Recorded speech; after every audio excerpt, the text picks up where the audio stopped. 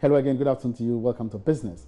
Ghana's petroleum industry is expected to witness a lot more vibrancy this year, especially with significant upstream activity after the country's victory at the Special Chamber of the International Tribunal on the loss of the Sea Atlas last year. The Africa Center for Energy Policy says in 2018, it expects government to also accelerate the process of exploitation of onshore oil and gas resources to boost the industry's development. Executive Director of ACEP, Ben Boachi, in an interview with Joy Business, emphasized government must do well to mitigate the impact of onshore development on human settlements. With Ghana's case against Côte d'Ivoire over, we expect that there will be more interest on our waters. What has happened is that, because there is so much production activity happening in the sector, now we have ENI, we have 10, we have Jubilee producing in that enclave. That enclave seems to be more attractive, and therefore we'll continue to see more investors interested in that terrain.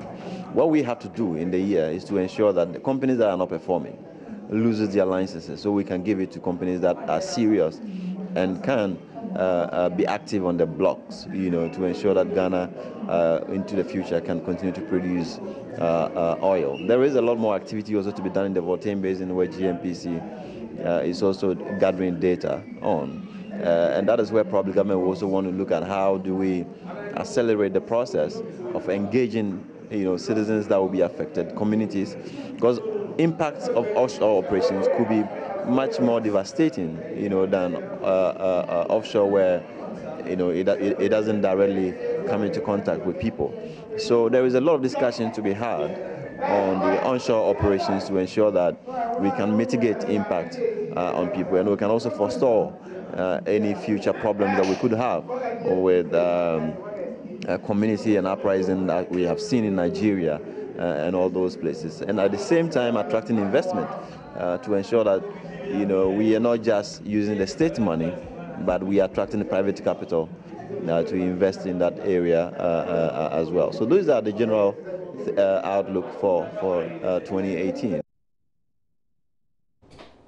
Away from that, CEO of Dusk Capital Finance, an investment firm, Bernard Osei-Tutu, says the Bank of Ghana must work hard at ensuring that industry players meet the demands under its regulations. Sharing his expectations for the banking sector in 2018, Bernard Osei-Tutu said he's hopeful the central bank's action will stimulate a reduction in interest rates looking forward. Predicting that the interest rate will fall. That's the first prediction I would say. Like you rightly said, the BOG have done their part as a regulator. It's left with the industry players to also kind of respond to it. Unfortunately, there are a lot of other factors that is not really going well for the industry players to also respond in the way the regulator has done. Having said that, I think more work will have to come from BOG, a bit of enforcement as well as a regulatory body, and even for Security and Exchange Commission also as a regulator to kind of give a bit of a push. If you leave the industry players on their own, there are a lot of things that they may not want to do. So what has started in the past, trying to publish how various banks charge their interest rate and all that, trying to stimulate a bit of competition among them is quite a good thing, and I think it must be continued in that regard. And in that sense, it will push a lot of banks. Let's kind of, I won't call it name and shame, but let's push that agenda to say, if you are charging above this, you are not being realistic. And that's business for now. Join me shortly on the marketplace at 1 p.m. My name is Emmanuel Abuachi Riafe. Next is sports.